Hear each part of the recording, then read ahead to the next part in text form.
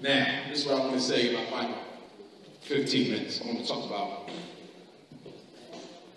Honorable Marcus Messiah Garvey. When we talk about Garveyism, we can break it down in a crash course to about 7 or 8 fundamental principles. Is Garveyism Pan-Africanism? It is a form of Pan-Africanism. But Pan-Africanism predates Marcus Garvey. Remember, Africa for the Africans, those at home and those abroad, Marcus Garvey did not invent that. Martin Delany invented Africa for the Africans before Marcus Garvey was born. But Marcus Garvey added for those at home and those abroad.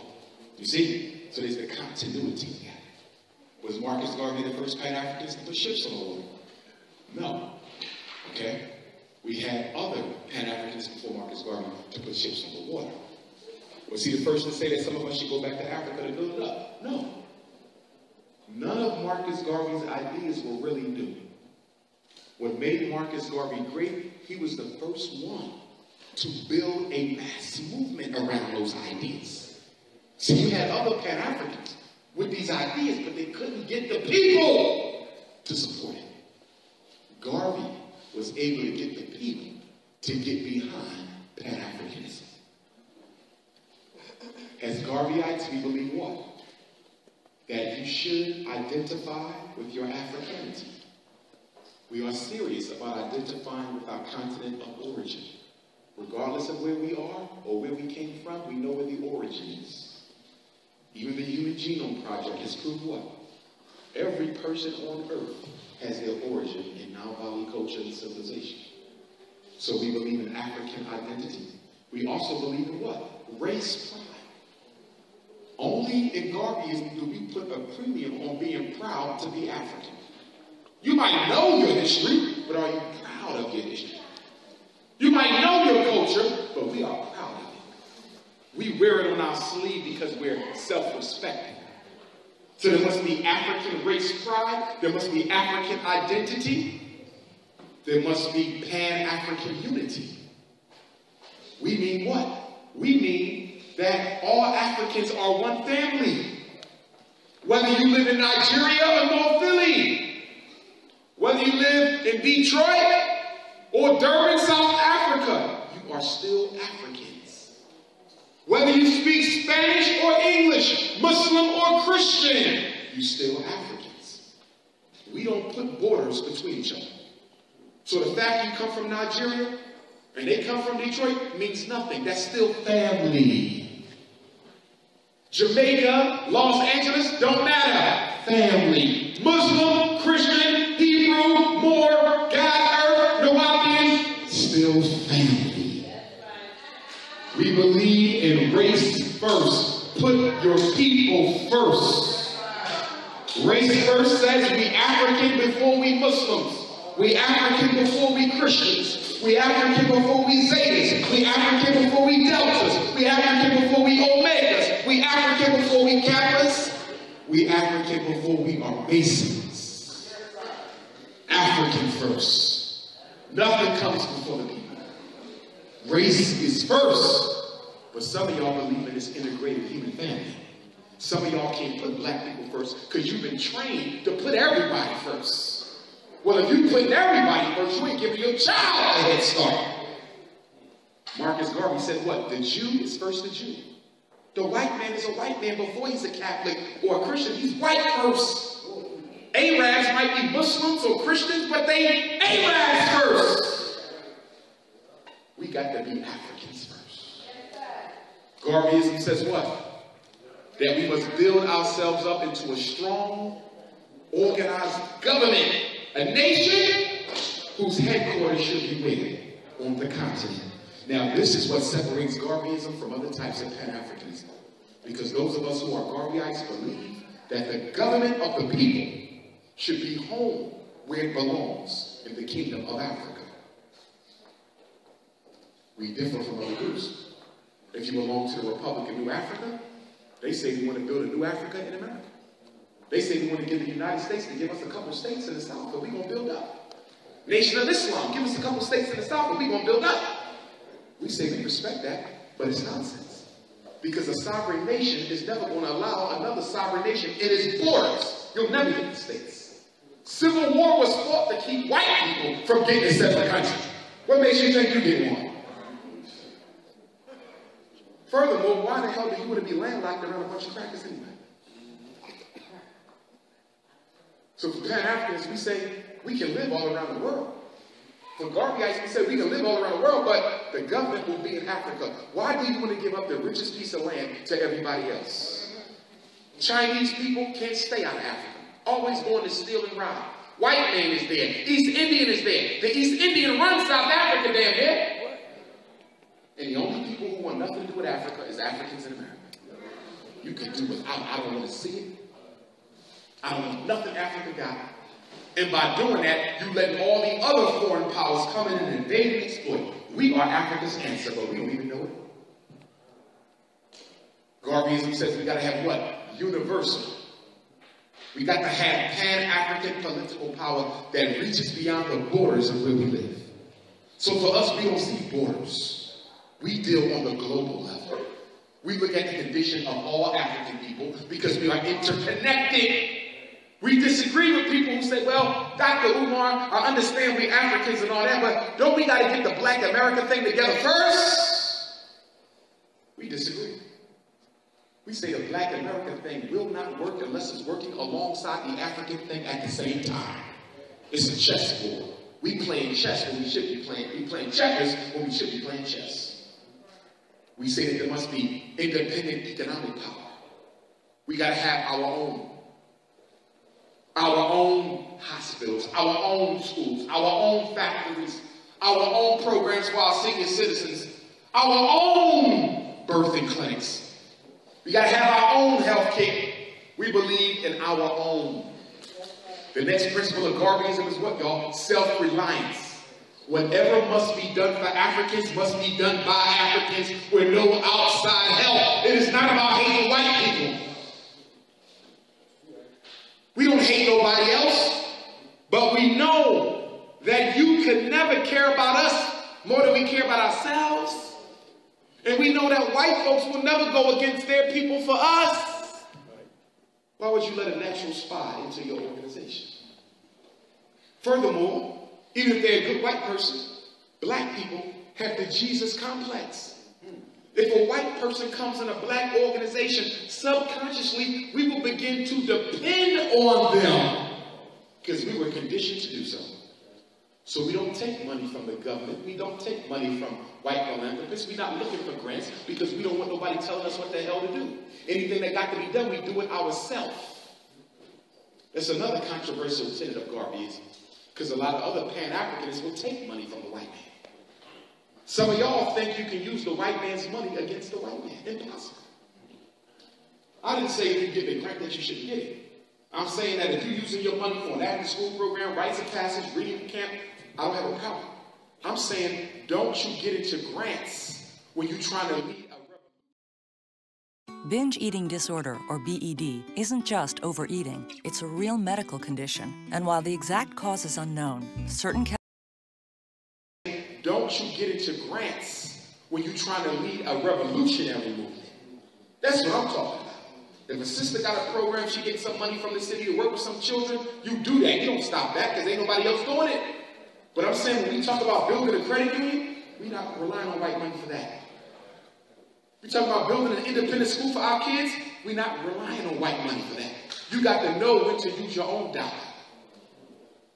I remember W.E.B. Du Bois once told Marcus Garvey what? He said, look at this guy. He calls himself the Provisional President of Africa, which was a title that Marcus was bestowed upon the Honorable Marcus Garvey. He was elected Provisional President of Africa at a convention in New York City, 1920. Same year that we got the red, black, and green flag.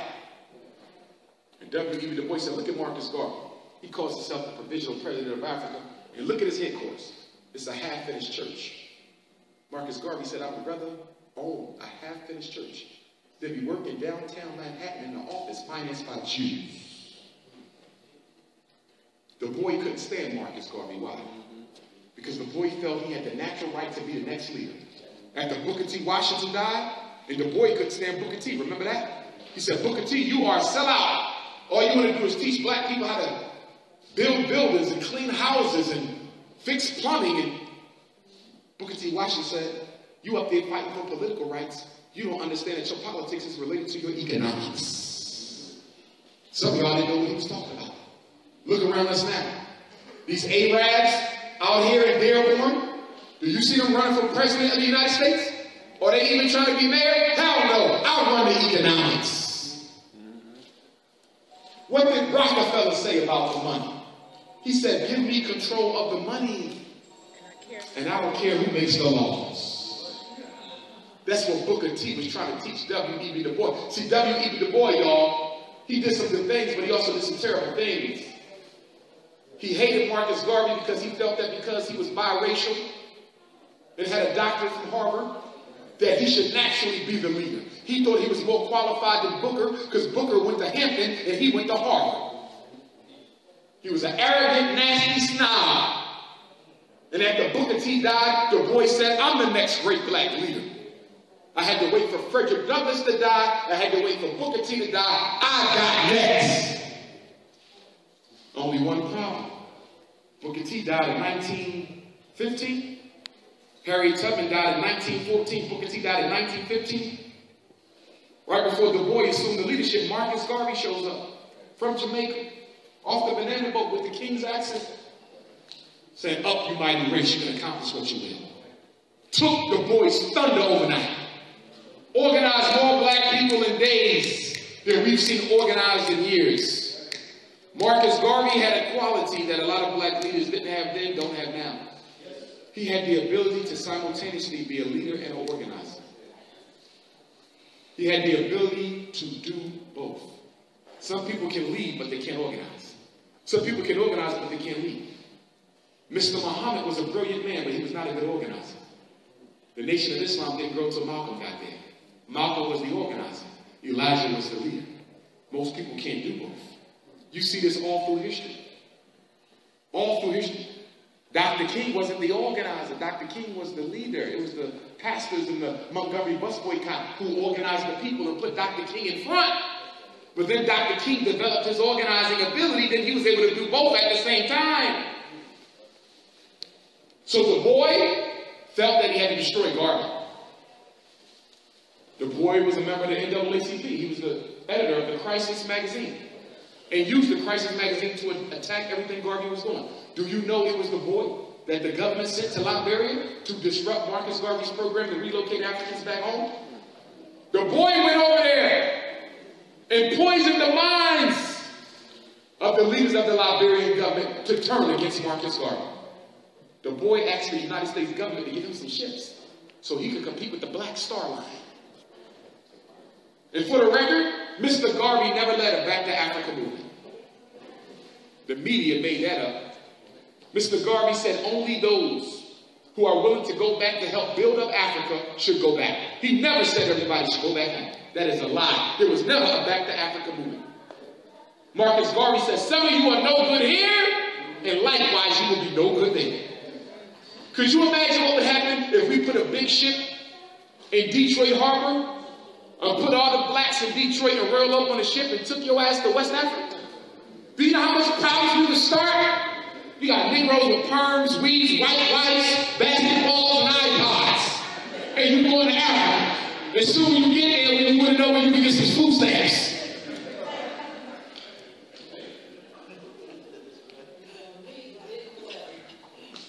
Are you serious? Them Africans go crazy on us. Everybody be macheted to death. Remember, we got to be careful when we go back to Africa. Because our brothers and sisters went back to Sierra Leone. They oppressed the Africans who was there. Our brothers who went back to Liberia, sent back by the American Colonization Society, they went back and started a war with the indigenous Africans. Look at this. They wanted to get away from the white man, but didn't realize they had the white man inside of them.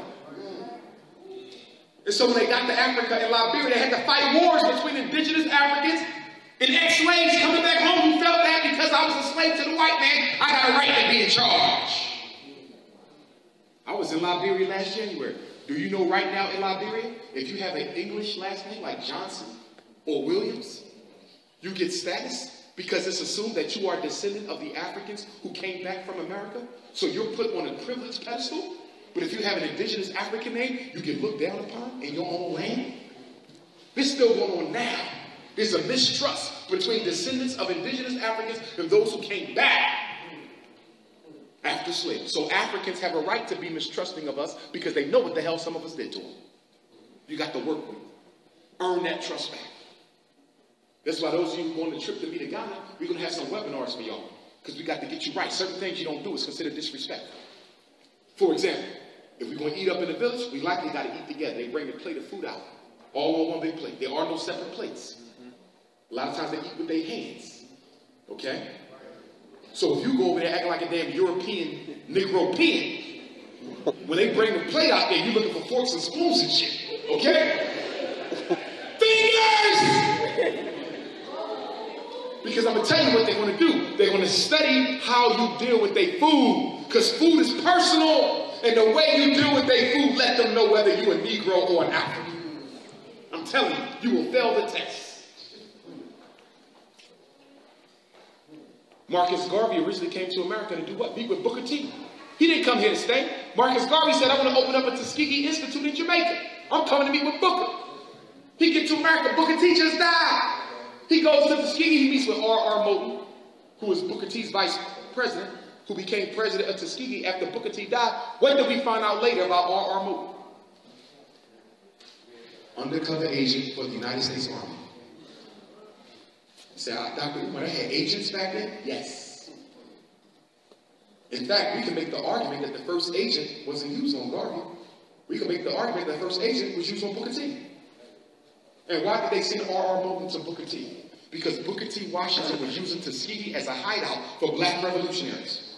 The same man that some of y'all been told was a sellout used to let black revolutionaries come hide out at Tuskegee. Does that sound like a sellout to you? Booker T. Washington paid for civil rights cases out of his own pocket. He would pay the lawyers to fight for the improvement of blacks throughout America. Does that sound like a sellout to you? Did Du Bois do that? Booker T. Washington used to have conferences for Africans from Africa. He would bring them to Tuskegee, train them how to build, send them back to Africa to build infrastructure for their country. He started the African American Business League. Does that sound like a sellout to you? Problem with Booker T is Booker T was using strategy. He used strategy. He said, I'm not going to come out and tell these crackers what I think about them. I'm going to make them think I'm a yes man so I can keep my school running. I'm going to make them think I'm a yes man so I can hide out these revolutionaries. I'm going to make them think I'm a yes man so I can fight for the empowerment of Africa. You misunderstood him. Just like you misunderstood Dr. King. You think Dr. King really believed in nonviolence? That was a strategy. What did we find out after Dr. King died? We found out from some of Dr. King's colleagues that the Southern Christian Leadership Conference had stockades of weapons and rifles in case they had to go to war. Does that sound like somebody who believes in nonviolence to you? Why did Dr. King have guns if he believed in nonviolence? He ain't trusting Christ. But you gotta understand that when a leader comes before the public, he might got to say some things that throw his enemy off. You don't take that verbatim. It's strategy. Just like when the white man comes before you, he says something. There's no reason for us to be enemies.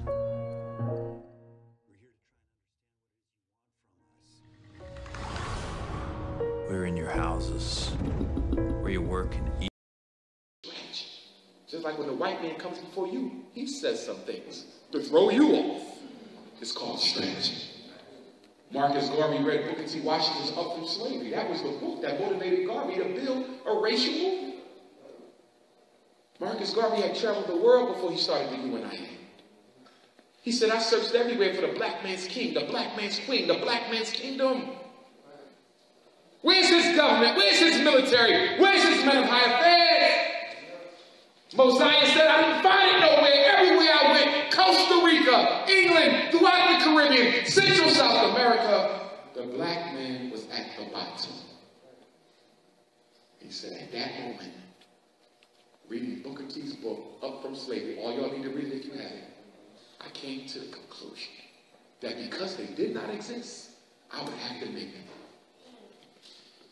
Garveyism is do for selfism. Do for self. So he came to America, met with R.R. Moten, one of the 38 states speaking, told to raise money for the Tuskegee Institute back in Jamaica. Got back to New York, and the New York Pan-Africanists said, whoa, you might want to stay here and do this movement. In Jamaica, Mr. Garvey didn't get far. Why didn't Mr. Garvey, why wasn't he successful in Jamaica, y'all? Because in the Caribbean, you have a color hierarchy that is so complex that it's hard to organize black people because the light-skin supremacy is so complex. What am I talking about? In America, you are either black or white. Period. Now, you might get some advantages if you light-skinned, but you're still with the rest of us. We all African. The white man of America don't have a complex system. You black, you white. Period. It ain't that way in Jamaica. It ain't that way in Cuba, Puerto Rico. They have a hierarchy. There's octoroons, and there's quadroons, and there's mulattoes, and there's Negroes, and it's all based on the amount of white blood you got flowing through your brain, your veins. That's why skin bleaching is so big in the Caribbean. It ain't just self-hatred, brothers and sisters. A lot of brothers and sisters bleach their skin because if I can get a little bit lighter, I might can get into college. If I can get a little bit lighter, I might can get a government job. It's self-hatred, but it's also practical ability. So when Marcus Garvey said, I want to organize all black people into one movement, the light-skinned people, the biracial people, the octoroons and quadroons said, hell no, I'm not organizing with you, you black man. I get privileges for being this color. Marcus Garvey said, we got to eliminate colorism. The light skin ain't better than the dark skin ain't better than light skin. Some of us still got this problem, don't we? We got light skin supremacy, we got black skin supremacy. I know some brothers and sisters say, I'm black skin supremacy. If you ain't blue, black, purple, you weak. Don't know what I'm talking about. And guess what I found? In my experience, most light-skinned supremacists are not light-skinned, they dark-skinned. Don't look at the light-skinned people. The light-skinned people are often the victims of dark-skinned people's light-skinned supremacy. How we mistreat and ostracize our lighter brothers and sisters because you assume they're going to betray you when some of them might be more truer in the struggle than you. Look how light Malcolm X was. John Brown Rush, one of the first great Pan-Africanists, look how light he was. In fact, he was biracial. Now, what was Marcus Garvey's position on biracial Africans? His position was they was African just like the rest of us. We do not put Africans into groups. We do not practice eugenics. So we got any biracial brothers and sisters here. You African until you start trying to act like you don't want to be. See, my thing with the biracial African is they like to play the color line. I'm going to be black when I'm with the black people, but then I'm going to act like I don't know y'all when I'm with my grandmother. Y'all feel me? My thing is make up your mind. Do you want to live your life as an African or do you want to live your life as a biracial, whatever the hell that is? If you with me, you African. I ain't going to call you no biracial. The reason you want to be called biracial because you're still trying to separate yourself from us. By calling yourself biracial, you think that's a privilege. You will walk with me, you will walk with me as an African. Same thing I tell white women who give birth to black kids. Why are you raising your son as a biracial? Why you ain't telling that boy he African? The boy darker than me. You biracial. Ain't nothing biracial about that boy, he an African. You know why white mothers don't like to tell their black kids that they black? Because they don't want to admit to themselves that they gave birth to a black child. And some of y'all think that whole biracial thing is over with. I got news for you. You're talking to a therapist. I had a woman I used to do therapy with, Irish woman, North Philly. Her mother has never met her 12-year-old beautiful black daughter because the daughter was conceived by a black man, and her mother said, don't you ever bring that into my house. Her mother never met her daughter. I used to date a biracial sister in the Garvey movement back in Philadelphia. Her mother was white.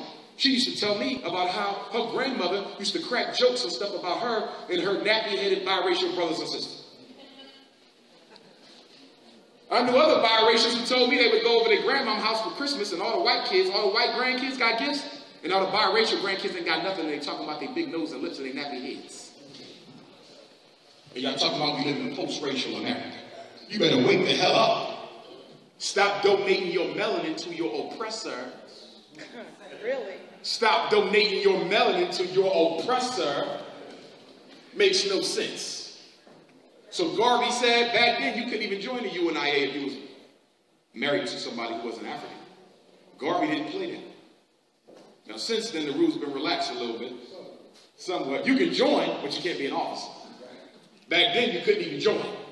Garvey said, we're not playing them games. In fact, Marcus Garvey personally said what? James Weldon Johnson, the brother who wrote the Black National Anthem, lift every voice. I think he said he was about to marry a white woman until Garvey called him on.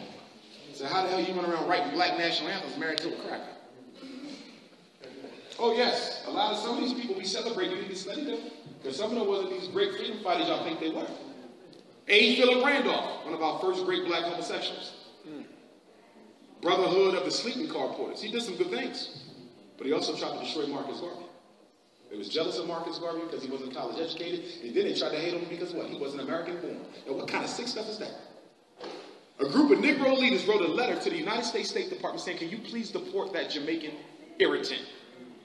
Did y'all hear that? Negroes went to the government to get a black man kicked out the country. 1922, Marcus Garvey is arrested for using the United States mail to defraud investors in connection with the Black Star Line. They claimed that he was selling stock in a ship he didn't own. Nonsense. He was raising money for a ship that he hoped to own. He was convicted on an empty envelope. It was empty, no evidence in the inside, by a man from Philadelphia named Biddy Dancy who claimed he worked for Mr. Garvey. Mr. Garvey said he never seen him a day in his life. The judge that presided over Marcus Garvey's trial was a judge by the name of Judge Mack, a member of the NAACP who couldn't stand Garvey. Even the white lawyer who worked for Garvey said he'd never seen somebody dealt with such iniquity in the court of justice. He said the case was a total fraud against Marcus Garvey. Total fraud. They were scared of Marcus Garvey. 1917, you got the Negro World newspaper, the most widely circulated black newspaper of all time, the most feared newspaper. If you got caught reading Marcus Garvey's newspaper, did you know you could go to jail or be killed? Let them catch you in Africa with a Garvey paper and see what happened to you. They say this man is trying to free the whole African world. We can't have it. Do you know that white women got their right to vote? White women got their right to vote because of Marcus Garvey. It was white women who petitioned their white officials after they saw that Marcus Garvey had the first black female uniform military wing. African Motor Corps. Black Cross nurses, from where you get the MGT, the Nation of Islam. That came from Garvey. White women went to the state. They said, look at this. You have a Negro who gives black women more respect than you give us. The white women finally get the right to vote. 1919, 1920. The height of the Garvey movement. What was the Council on Foreign Relations, 1921. The CFR of the Rockefellers was created to disrupt Marcus Garvey's Africa program. Do your research.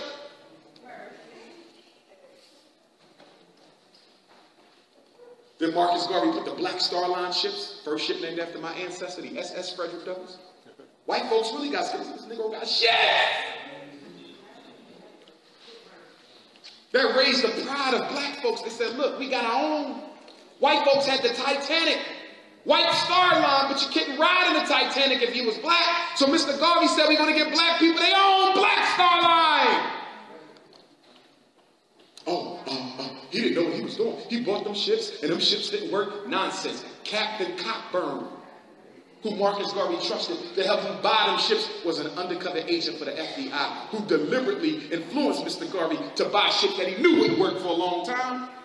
Agents inside of us. That's why we got to watch as we organize, y'all. We got to keep an eye on each other. Even Mr. Garvey said it. The UN. Folks, everybody wants their lawn to look its best. At Killingsworth, we take all the hard work out of the equation. Each other. Even Mr. Garvey said it. The UNIA, his organization, infiltrated with undercover agents. Malcolm said it before he died. The Nation of Islam infiltrated with agents. Huey said it. The Panthers infiltrated with agents. This meeting right now infiltrated with agents. So at least 3 of you in here paid to watch me. This is how it starts. Go and read the Garvey papers. They've been watching Garvey since his first UNIA meeting. Am I wrong? Before he even blew up, they was watching Garvey. They always looking for what Hoover said. The next black Messiah, who can ignite the militant black nationalist movement. They said Malcolm might have been such a man, but we killed him. Elijah might have been such a man, but he was kind of old. They're always looking for the one to wake up the rest. But they know us. They know the con artists from the real leaders. They know the hustlers from the real organizers. They ain't worried about them because they just looking for money. They can let them live. But the people who real, them the ones that they study. They got a psychological profile on everybody. This is how the FBI work. All y'all at my meeting, you know y'all being watched, are you? They got all your license plate numbers right now. They in a lot right now.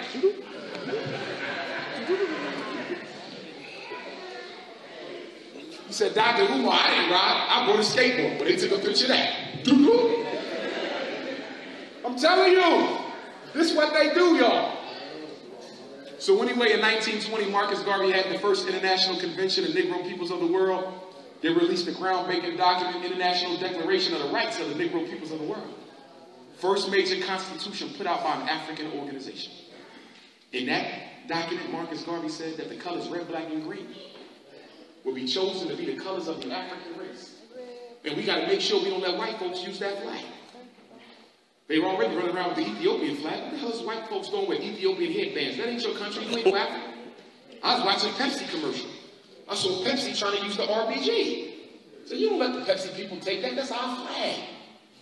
And the colors is red, black, and green. Red on the top, black in the middle, green on the bottom. Why is red first? Because red represents the blood. Not all of us are purple-skinned Africans. We come in all color, but the blood is African. We got the lightest light to the purplest purple. We come in all colors, and that ain't always due to slavery, brothers and sisters. That's right. You had a myriad of colors before slavery. So I'm giving the white man all the credit. We always was color diverse. But blood is first, so the blood goes first. Red is the blood that makes you African, not the skin tone. I know some Africans, you would think they white, they walked in the room. But they Africans. And then black is second because black represents the original phenotype of the African people, which is blue, black, purple skin. The color of the universe from which we get dark matter and the supreme ruler of the universe. That's another aspect of Garvey. Garvey said your God better look like you. That came from Garvey. Elijah got it from Garvey. Garvey borrowed it from Bishop Henry McNeill Turner, who was one of the grandfathers of Pan-Africanism coming out of Georgia in the Reconstruction period. In fact, Elijah Muhammad went to Bishop McNeill Turner Elementary School. That's where he learned about God being black. Remember, Bishop McNeill Turner was the first black chaplain in the United States Army, and he was also the man who called the United States rag, the United States flag, a stinking dirty rag in front of white folks. He had to take a military escort everywhere he went because the Ku Klux Klan wanted him dead. He's a bishop of the African Methodist Episcopal Church. Some people call him Marcus Garvey before Marcus Garvey. He was a bad brother. You got to study those Pan-Africanists before Garvey.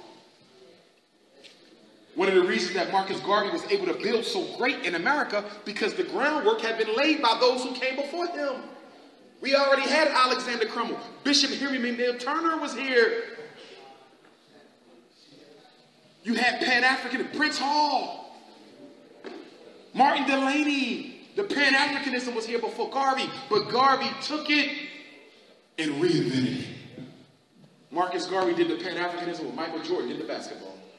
He did the Pan-Africanism with Tiger Woods, did the golf. He did the Pan-Africanism with George Washington Carver, did the science.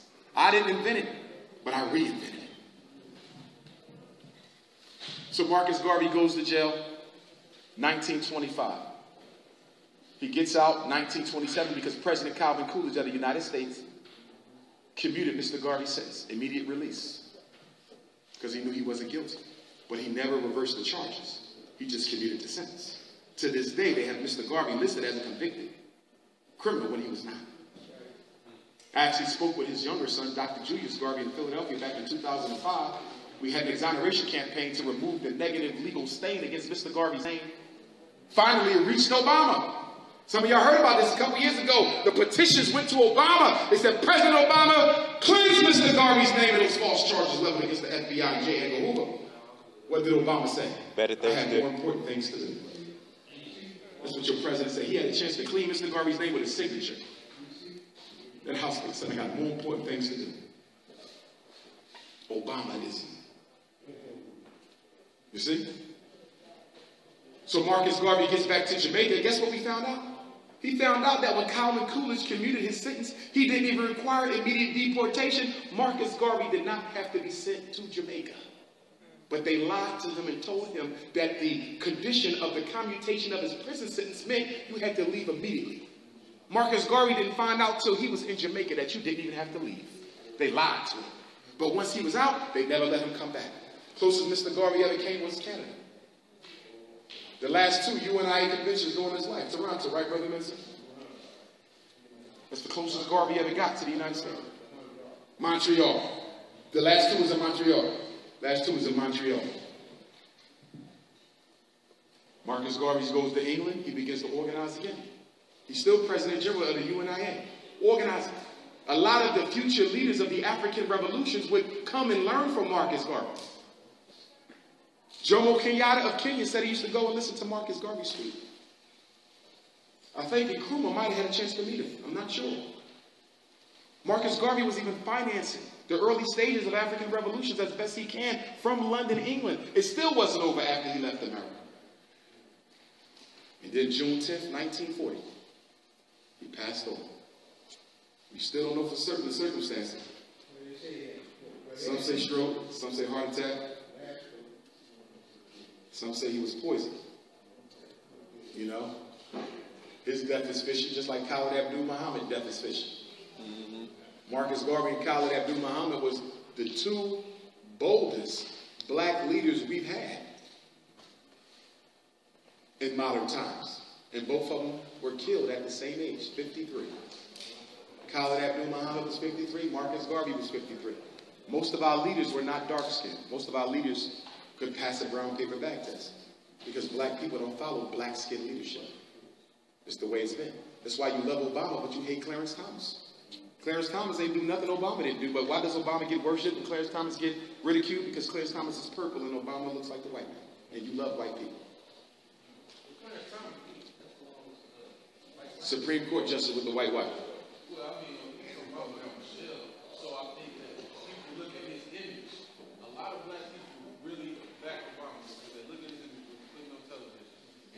Positive image for us if we just using the eye test.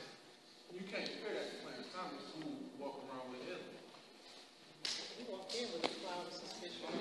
But I think that's I mean, I know a lot of brothers who call themselves conscious, but they would not support. I don't give a damn if your wife is black or white. If you selling me out, you's a sellout. No, I agree. You follow me? You having a black wife does not exonerate you. I know a lot of house niggas with black wives. That don't mean nothing. I agree with you. Right. But I think it's important that we understand that they're both equally enemies against African people. You see what I'm saying? And you with me on that. You know, but I do see where you're coming from. People look at Obama, they look at the surface, and they say, well, guess what? At least he does have a black wife. Maybe there's some surface value. So to anybody who thinks that Obama merely being in the White House adds some sort of value to African self-esteem, show me some evidence over the past 5 years that points to anything improving for black people psychologically or materialistically as a result of his presidency. I can show you that you've been worse under him than every president before him for the past 20 years. The unemployment rate for blacks is worse under Obama than Bush.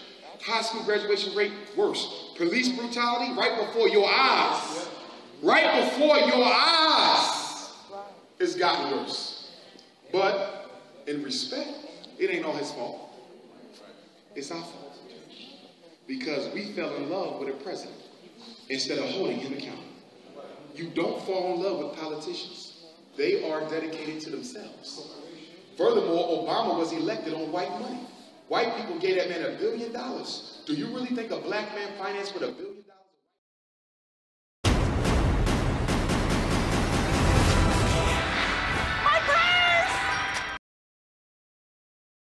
$1 billion. Do you really think a black man financed with $1 billion of white money is going to do anything for blacks? We have to organize ourselves into a political action committee, brothers and sisters. It could even be a political party. But I ain't really too interested in having black faces in high places without the power. What you have to do is use your money and your vote to influence whoever wins. That's how the mafia does it. The mafia ain't voting. The mafia shows up with a suitcase full of money and said, look, we need this law passed. No votes, No politicians. Boom. That's how we're supposed to operate.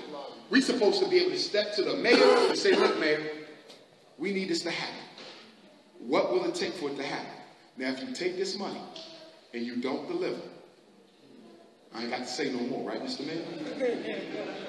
No, this is how you get stuff done. You got to have your money stacked. You got to be able to go to the state rep and say, look, you about to vote on this new bill for education. We need you to vote on that bill. Well, listen, I got 50 right now. 50 grand, but you must vote that way. Boom, go to the next one. I got 50. I got 50. It might take you $1 million to finance that vote, right? To get that law passed. But look how many people you save in the process when your money is organized. We got to be gangster with this, y'all. You don't go through the legal apparatus. Your money will get more done than any law they make. You'll be able to go to, they pay off judges in America. Do y'all really think they up at the side? They pay them. The business of America is white supremacy and money. We ain't white, so we can't benefit from that, but we can damn sure use our money. We stop spending on all this nonsense stuff. We need to have a big bank account of money. Millions! We find out that somebody trying to sell a smart airport. Oh, for real? Smart airport for sale? Upstate Michigan? How much they sell the smart airport for? Well, he said he wanted $25 million. We got that. Now we got our own airport.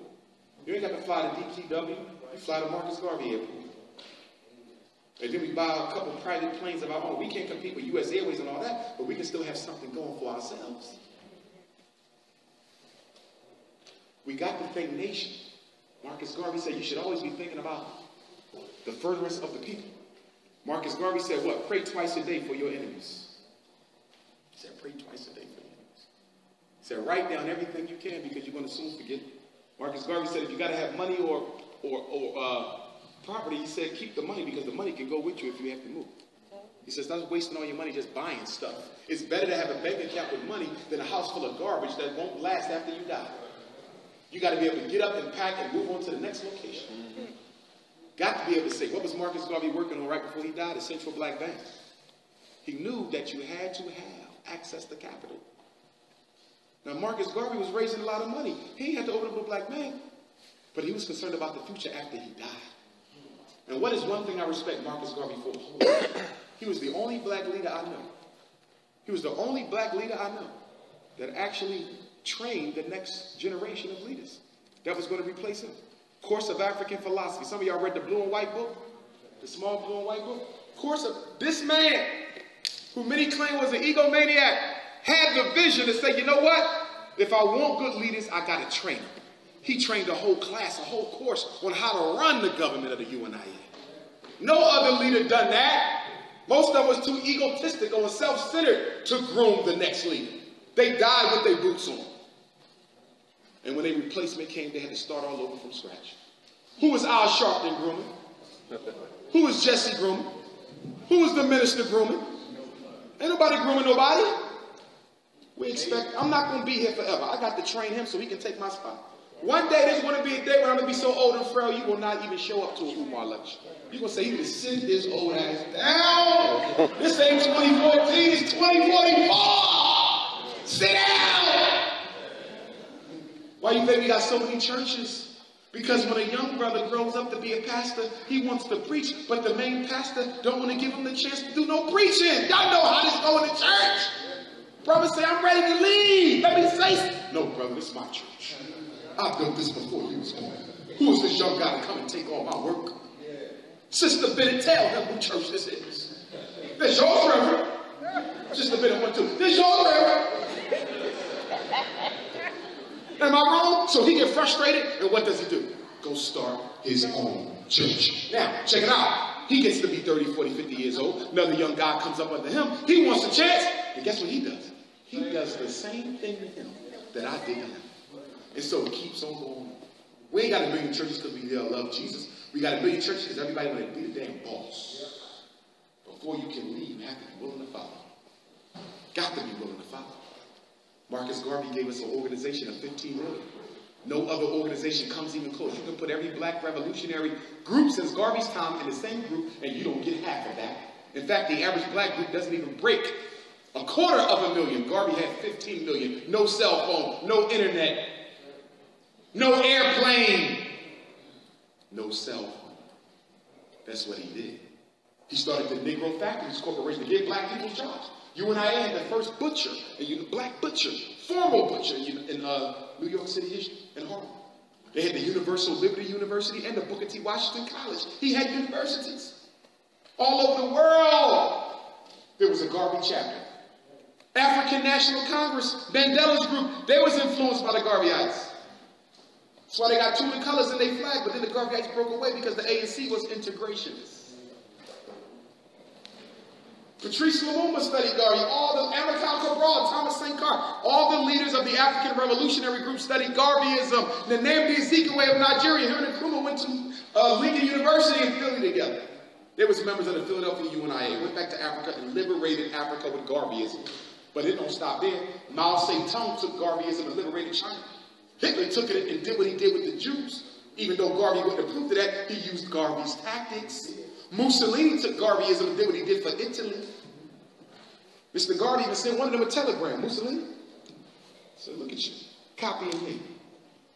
Mao Zedong, excuse me, who was Vietnam? Ho Chi Minh used to go to Garvey meetings and sit in the back and study the UNIA protocol, took it back to Vietnam and liberated Vietnam with Garveyism. And gave credit, by the way. The leaders of the Afghanistan revolution, so influenced by Marcus Garvey that the Afghanistan flag is red, black, green. Lansing, Michigan. How far is Lansing from where we are? Malcolm X's father, Earl Little, UNIA Division Chapter President in Lansing, Michigan, murdered by the murdered by the Ku Klux Klan doing work for the UNIA. They put his body on the train tracks and let him cut him in half and then say he committed suicide. Malcolm was a child of the Garvey movement. Mr. Muhammad came out the Garvey movement. Elijah Poole was a member of the Detroit and the Chicago UNIA. The first meetings of the Nation of Islam were in Marcus Garvey's Universal Liberty Hall. And that don't take nothing away from the groups. They did a good work. Mr. Muhammad did a good work. Nation of Islam does a good work. But sometimes we don't like to give credit for who we took our ideas from. Garvey was the first one. The first one. Dr. King, Montgomery Bus Boycott, Montgomery Improvement Association. Where they get the name from? Universal Negro Improvement Association. Even Dr. King was influenced by Marcus Garvey. He was the Marcus Garvey's grave. After Malcolm was killed before his own death, he went to Jamaica. Dr. King said Marcus Garvey was the first significant leader we had to organize black folks. People who was in Dr. King's circle said that Dr. King came back to America after visiting Mr. Garvey's grave, preaching Garveyism. And that's what got him killed, because when you listen to Dr. King after Malcolm's death, it's a whole new Dr. King. Listen to them speeches in 67 and 68. That Dr. King wasn't no lover of white folks. He wasn't pushing integration. That's why they killed him. You think they would have killed him if he was doing what they wanted him to do? So you see that revolutionary line of leadership. Rastafari picked up Marcus Garvey's name and held it up. Because for a while after Marcus Garvey was deported from America, you couldn't say he was a member of the Garvey movement. You lose your job, might get beat up, killed. Because white folks was that. Marcus Garvey's group was the most revolutionary thing in America up to that point. Closest thing you get after that is the Panthers. All them shootouts that the Panthers had with the cops, the Garvey movement had them first. The Universal African Legion, that was the military of the Garvey movement. They had regular shootouts with the Ku Klux Klan in the South. And then people criticized Marcus Garvey for meeting with the Grand Wizard of the KKK. What is he doing meeting with the Ku Klux Klan? How you talking about African race pride meeting with the Ku Klux Klan? Because you don't understand diplomacy and nation. The Garveyites is killing the KKK. KKK killing the Garveyites, fighting each other. So when Marcus Garvey met with the Grand Wizard, he met to do what? Bring about a ceasefire. I don't like y'all and y'all don't like me. But let us come to some terms so your people can live and my people can live. Does America like China? Hell no. But don't they meet with them? It's called diplomacy. That's what you do to save lives. But the boy couldn't understand. I was once just a man like you. But then I found the key to unlock my ultimate performance. Called diplomacy. That's what you do to save lives. But the boy couldn't understand it. Randolph couldn't understand it. Because they dealing with civil rights when Garvey was dealing with national pride. Garvey was way ahead of his time. People still catching up to Garvey. That's my message to y'all. You ain't got to call yourself the Garvey, but you got to be Pan-African. If you don't embrace the chessboard, I don't know what solution you got for us as a people, because only those who see this situation in the international context, there's only one solution, as I leave you, for our problems. And that is for Africans in America to take our money and our economics and marry it to the resources of Africa. For us to take our college education, take our income, take our political revolutionary history and invest it into Africa. Imagine if you could put your paycheck in the bank in Nigeria instead of Wells Fargo. What if you could be a dual citizen of the Congo and Michigan? You a citizen of the United States and South Africa. Now you got a whole new line of credit, don't you? You got a whole new identity, don't you? You can go back home and do it all right this time because you didn't learn how to do it wrong in America. Imagine 2 passports. You voted in 2 different democracies. You have a natural right to the land of Africa because you're a citizen now. That's why we fight for dual citizenship, because we'll open up the economic opportunity. We're no longer under the jurisdiction of America. We're under the jurisdiction of African nations. I'll leave you with a quote from Mr. Garvey, who said what? Without confidence in yourself, you are twice defeated in the race of life. With confidence, you have won even before you have started. I'll be in London on Marcus Garvey's Earth Day. Possibly, I was asked to play Marcus Garvey in a stage play in Cricklewood, London. If I go, I'm probably going to run a trip to London. For those of y'all who've never been to London, you might want to come with me to London, England, meet your brothers and sisters in London, England. But we also want to go to New York City, because the UNIA ACL, August 1929 in the world. Baba Mensah, my elder, he's the president of the UNIA here in Detroit. I need to get to know him. There's going to be a whole week-long of festivities there to celebrate 100 years of Garvey and Garveyism. Marcus Garvey said, God never intended us to be a race without a nation, and we are not going to abuse God's confidence in us as men. Marcus Garvey was once asked, are you an African or are you a Jamaican? Are you an African or are you a Jamaican? And in response to that question, His Excellency Marcus Mosiah Garvey, the man who gave us the red, black, and green flag, leader of the largest Pan-African movement of all time, the only leader to train his replacements, said, I would never give up a continent for an island. I am an African, yesterday, today, and forever. One God, one aim, one destiny. Ashe, brothers and sisters. Thanks for coming out. Make sure you sign the